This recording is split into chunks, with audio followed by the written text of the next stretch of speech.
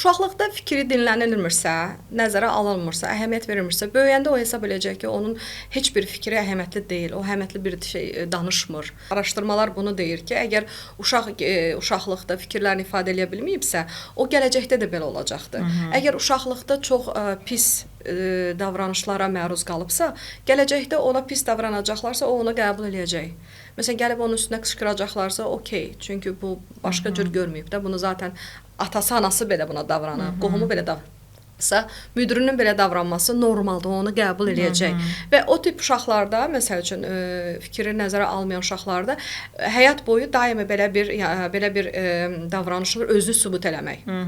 Daim özünü sübut eləmək, verilən tapşırıqdan daha çox, məsələn, işi daha çox görmək, belə deyək, perfeksionist belə deyək, mükəmməlçilik ki, özünü sübut eləsən ki, yox, mən yaxşıyam. O dediyiniz keçmiş uşaqlığını kompromis eləmək üçün perfeksionist olurlar.